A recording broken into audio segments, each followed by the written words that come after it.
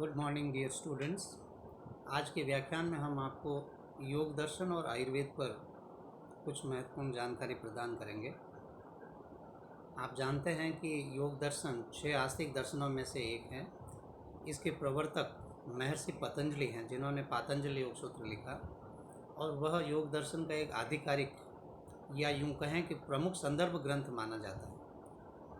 योग दर्शन के संदर्भ में या योग संबंधित ज्ञान के संदर्भ में यह भी ध्यातव्य है, यह भी स्मरणीय है कि योग का स्वरूप केवल पातंजल योग सूत्र में ही नहीं, अपितु विभिन्न जो वैदिक संहिताएं हैं उनमें भी यदि हम देखें, या जो ब्राह्मण ग्रंथ हैं या जो विभिन्न उपनिषद हैं उनमें भी योग का वर्णन देखने को मिलता है। भगवत गीता में आप देखें, वहाँ पर भी योग का विशद वर्णन हमें देखने को मिलता है। इन सभी जगह पर योग के संदर्भों को देखने से यही प्रतीत होता है कि योग दर्शन या योग से संबंधित जो ज्ञान है वो हमारे जीवन के लिए अति उपयोगी ज्ञान है, और यह केवल सैद्धांतिक ही नहीं, अपितु इस ज्ञान का स्वरूप प्रायोगिक अधिक है, और प्रायोगिक संदर्भ में ये अनुपालना या पालन करने का विषय है। और यदि इसका पालन किया जाए तो शारीरिक और मानसिक दोनों प्रकार के स्वास्थ्य ठीक रहते हैं। संभवतः इसीलिए विभिन्न जगहों पर योग दर्शन का वर्णन हमें देखने को मिलता है। योग संबंधी ज्ञान आयुर्वेद में भी चाहे सूत्र रूप में ही हो, लेकिन निश्चित रूप से प्राप्त होता है।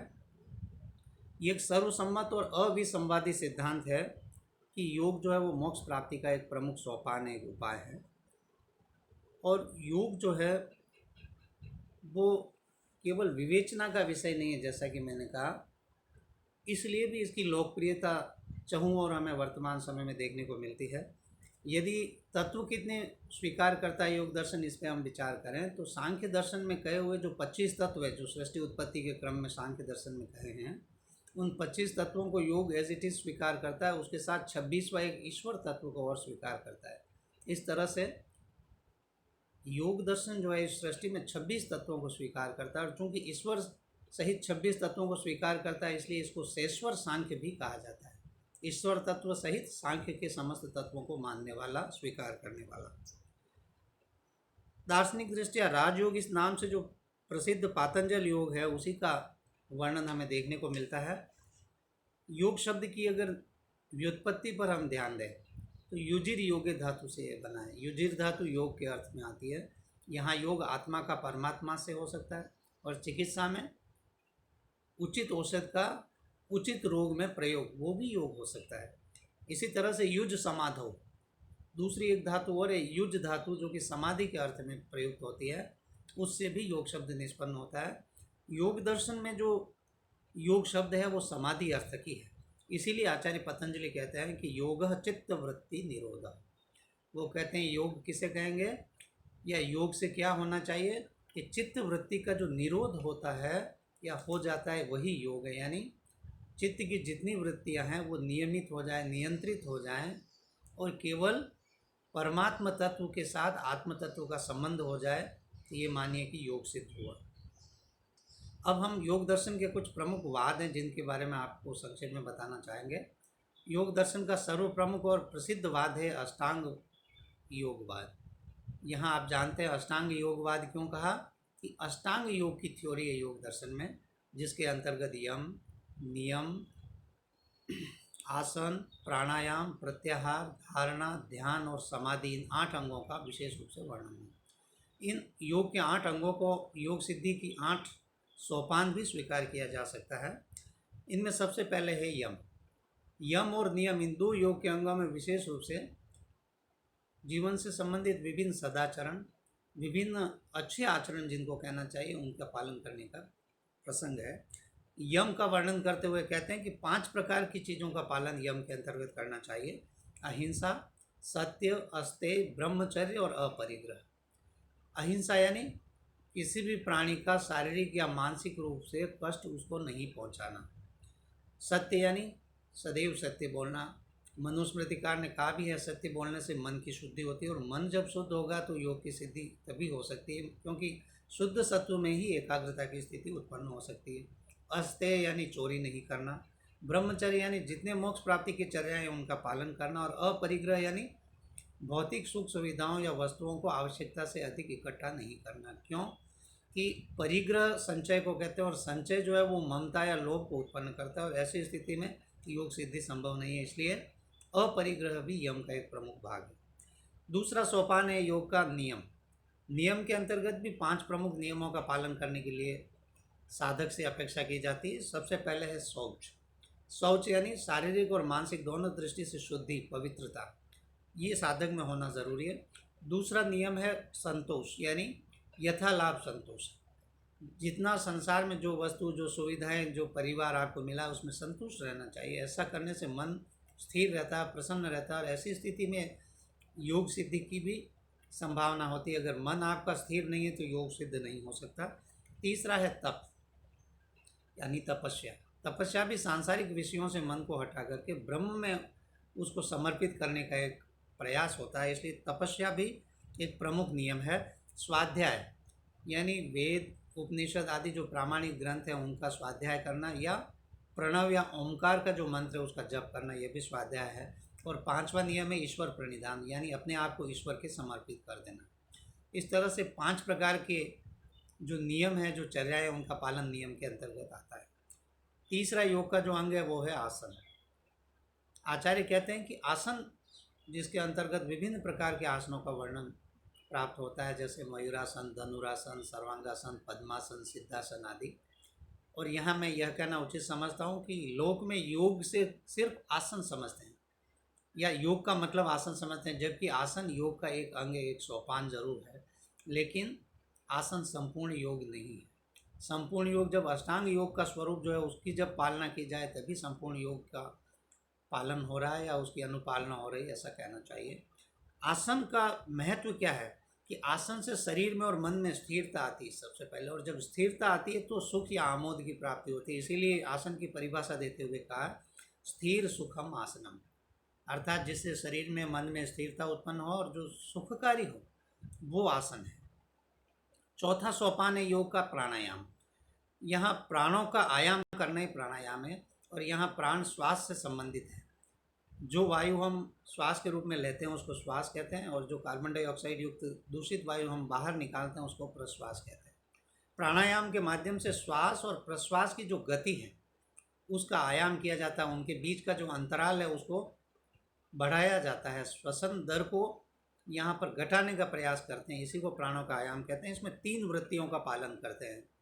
3 रूप से प्रमुख क्रियाएं की जाती है। रेचक वृत्ति, जिसमें श्वास को सफिशिएंट बाहर निकाला जाता है, प्रश्वास जिसको कहते हैं उसको बाहर निकालते हैं।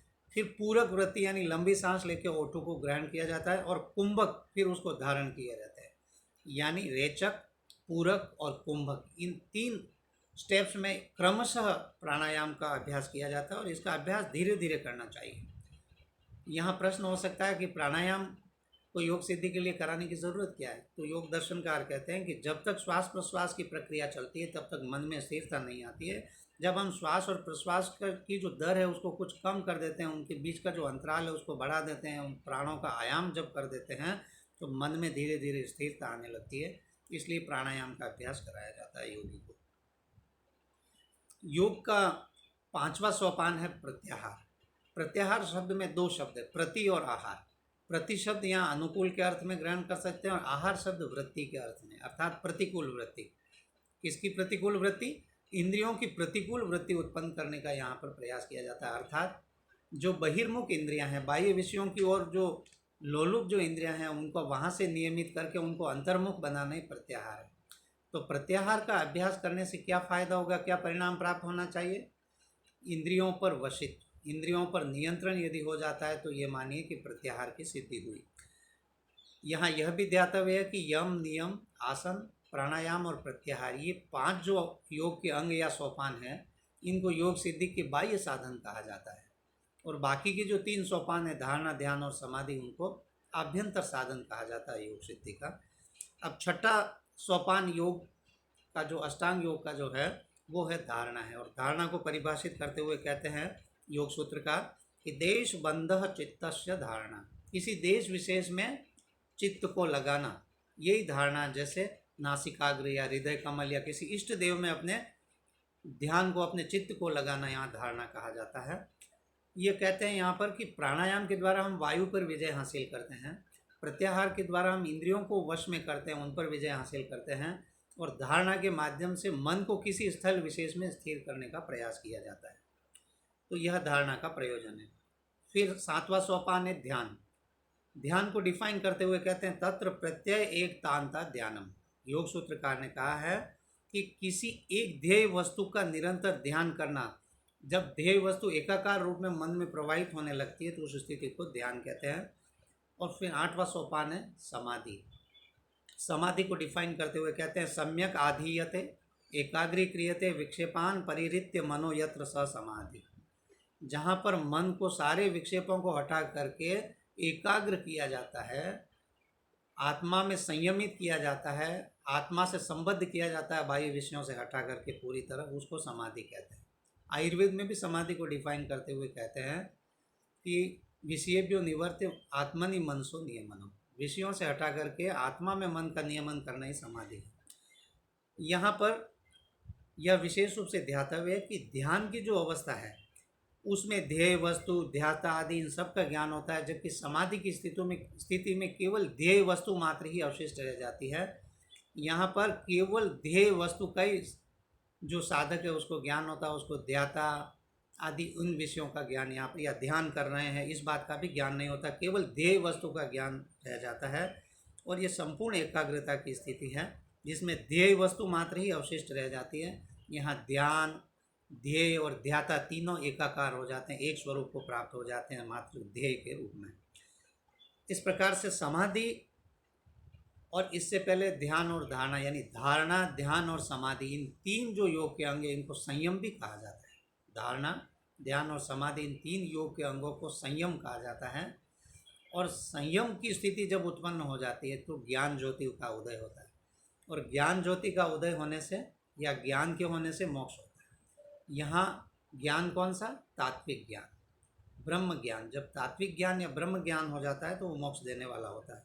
और इन अष्टांग योग की पालना करने से जब, और नियम पूर्वक कोई साधक पालना करे और जब वो योग सिद्धि हासिल कर ले तो उसको 23 प्रकार की सिद्धियाँ प्राप्त होती है, ऐसा योग दर्शन में कहा गया है। अब हम अष्टांग योगवाद के अलावा योग दर्शन का एक प्रमुख वाद है ईश्वरवाद। इसके बारे में आपको कुछ संक्षेप में कहेंगे। इसमें योग दर्शन में ईश्वर का महत्वपूर्ण स्थान है। आपने अभी अभी आज के व्याख्यान में सुना कि नियम में भी 5 नियमों का जो पालन है उसमें ईश्वर प्रणिधान जो दिया है उसका अर्थ है कि ईश्वर के प्रति समर्पण, dedicated to God, omnipotent God you should से।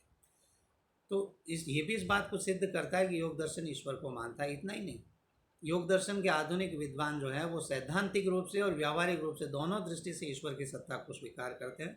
योग दर्शन में ईश्वर की बहुत रोचक परिभाषा दी हुई है, जहाँ योग सूत्रकार कहते हैं कि क्लेश कर्म विपाक आशय अपरामृष्ट पुरुष विशेष ईश्वर।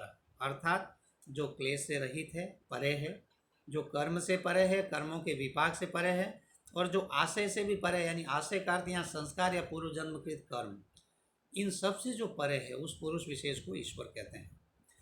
इस प्रकार से ईश्वरवाद का वर्णन हमें योग दर्शन में देखने को मिलता है, और वो ईश्वर तत्व होता है इसकी सिद्धि में कुछ प्रमाण भी देते हैं, जैसे वेद, उपनिषद आदि तंत्र इस बात का बखान या व्याख्यान करते हैं कि ईश्वर होता है। दूसरी बात, सांसारिक सारी वस्तुओं की कोई सीमा होती है, एक आरंभ होता है, अंत होता है, उनका परिमाण होता है, महत परिमाण, अणु परिमाण, लेकिन ईश्वर इन सब से परे है। और फिर कहते हैं कि योग दर्शन में भी ईश्वर तत्व को स्वीकार किया गया है। इससे ये सिद्ध होता है कि ईश्वर तत्व होता है। तीसरा प्रमुख वाद है योग दर्शन का कर्तव्यवाद।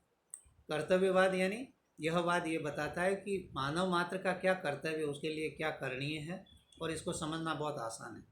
अभी अभी जो अष्टांग योग की विवेचना मैंने की आपके समक्ष, उस अष्टांग योग की सम्यक रूप से शास्त्रानुमत स्वरूप में अनुपालना की जानी चाहिए हर व्यक्ति के द्वारा, यही योग दर्शन का कर्तव्यवाद। तो एक वाद और भी है योग दर्शन का, उसको वस्तुवाद कहते हैं। आप जानते हैं संसार में 2 प्रकार की वस्तुएं होती है, बाह्य वस्तु और आभ्यंतर वस्तु। जैसे उदाहरण के लिए समझें कि बिजली, जैसे आकाश में बादल गरजते हैं, बिजली चमकती है, तो गर्जन को हम सुनते हैं, बिजली की चमक को हम देखते हैं। तो कुछ दार्शनिक ऐसा कहते हैं कि जो गर्जना या तड़ित या विद्युत चमकना आदि जो हो रहा है वो बाह्य वस्तु है, और जो दर्शन और श्रवण है वो आभ्यंतर वस्तु है। तो वेदांती कहते हैं कि बाह्य और आभ्यंतर का ये जो भेद है वो काल्पनिक है, यानी वस्तुतः बाह्य आभ्यंतर में भेद वो स्वीकार नहीं करते। जबकि सांख्य दर्शन का ये स्पष्ट मत है कि बाह्य वस्तु और आभ्यंतर वस्तु दोनों होते हैं, इनमें ये भेद स्वीकार करते हैं कि वास्तविक भेद होता है इन दोनों में। और इसके पीछे वो एक तर्क देते हैं कि चेतना और चेतना का विषय ये दो अलग अलग चीज़ें हैं। इसलिए योग दर्शन में कहा कि बाह्य जगत का भी अस्तित्व है, उसको भी स्वीकार करना चाहिए। सांख्य दर्शन की तरह योग दर्शन जो है वो वस्तुवाद को स्वीकार करता है, अर्थात वेदांतियों की तरह ब्रह्म सत्य जगत मिथ्या कोई केवल नहीं मानता, ये ब्रह्म को भी मानता है योग दर्शन, और वस्तुवाद या बाह्य जगत में जो विभिन्न वस्तुएं हैं उनको भी स्वीकार करता है, दोनों को स्वीकार करता है। अब व्याख्यान के अंत में हम आपसे ये बताना चाहेंगे कि क्या आयुर्वेद में भी योग दर्शन का वर्णन है।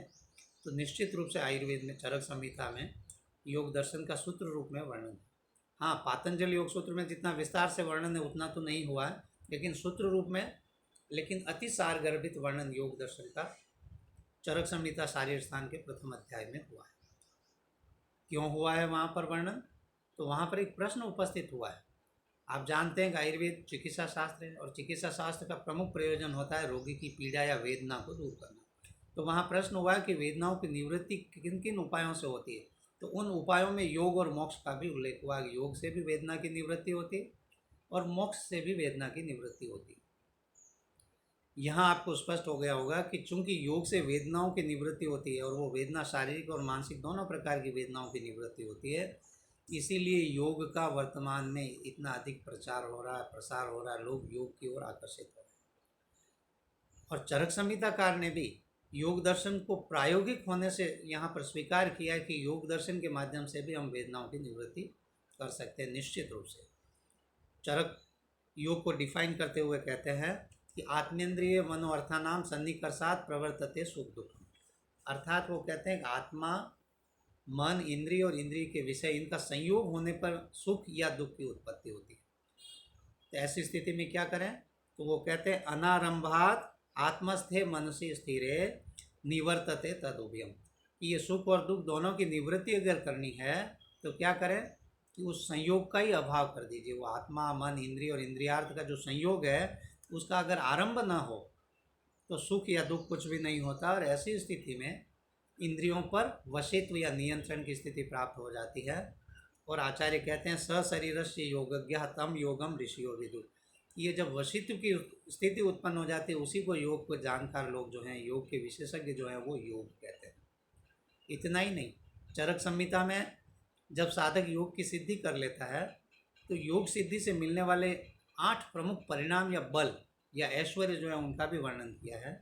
उन 8 प्रमुख योग सिद्धि से प्राप्त बलों को बताते हुए आचार्य चरक कहते हैं आवेशः चेतसो ज्ञानम अर्थानाम छंदतः क्रिया दृष्टि श्रोत्रम स्मृति कांति इष्टतश्चापि अदर्शनम इति अष्टविधम आख्यातम योगिनाम बलम ऐश्वरम शुद्ध सत्व समाधानात् तत्सर्वम उपजायते, अर्थात जब व्यक्ति का चित्त स्थिर और शुद्ध हो जाता है, आत्मस्थ हो जाता है, योग की सिद्धि हो जाती है, तो ये 8 प्रकार का बल ऐश्वर्य रूप में उसको प्राप्त होता है। सबसे पहला आवेश, योगी व्यक्ति योग सिद्ध होने पर ऐसी सामर्थ्य उत्पन्न हो जाती है उसमें कि दूसरे के शरीर में भी प्रवेश कर सकता है, इसको आवेश कहते हैं। चेतसो ज्ञानम, दूसरे के मन की बातों को भी वो जान सकता है बिना बताए। और तीसरा अर्थानाम छंदतः क्रिया, अर्थात शब्द, स्पर्श, रूप, रस आदि जो विषय हैं इंद्रियों के, उनको अपनी इच्छा के अनुसार जब चाहे तब ग्रहण करें, ऐसी स्थिति उत्पन्न हो जाती है। तो उसको दिव्य दृष्टि या चक्षुर इंद्रिय या चक्षु शक्ति की प्राप्ति हो जाती है, उसको दिव्य श्रवण शक्ति प्राप्त हो जाती है, चाहे तो दूर की वस्तुओं को भी सुन सकता है, उसकी स्मृति बहुत ही अच्छी या विलक्षण हो जाती है और उसके शरीर की कांति देवताओं के तुल्य हो जाती है। और 8वां विशेष बल क्या प्राप्त होता है? इष्टतश्चाप या दर्शनम, वो चाहे तब अपने आप को छिपा ले, जब चाहे तो जगत के समक्ष प्रस्तुत करे। इस रूप में संक्षेप में ही सही किंतु अति सारगर्भित रूप में योग से संबंधित विषयों का वर्णन चरक संहिता में हुआ। इतना ही नहीं, चरक संहिता के सूत्र स्थान के पहले अध्याय को अगर हम देखें तो वहाँ आयुर्वेद अवतरण के क्रम में उपस्थित जो ऋषिगण थे उनके लिए कहा है कि वो यम और नियम के निधि स्वरूप थे, अर्थात यम और नियम का पूरी तरह से पालन करने वाले थे, ट्रेजर हाउस की तरह थे, एक तरह से जिसको रोल मॉडल कहना चाहिए यम नियम का पालन करने वालों का, इस तरह के वो महर्षि थे। और ब्रह्म ज्ञान के भी वो निधि स्वरूप थे, तपस्या का स्वरूप भी उनके साथ था। इस तरह से योग का संकेत वहाँ पर भी किया है। तो भले ही पातंजल योग सूत्र के समान विस्तार से योग दर्शन से संबंधित विषयों का वर्णन चरक, सुश्रुत आदि संहिताओं में न हुआ हो, लेकिन सूत्र रूप में ज़रूर हुआ है। और यह योग दर्शन में वर्णित जो योग संबंधी ज्ञान है उसकी वैज्ञानिकता और प्रामाणिकता, साथ साथ प्रायोगिक और अति लाभकारी स्वरूप को सिद्ध करता है। Thank you.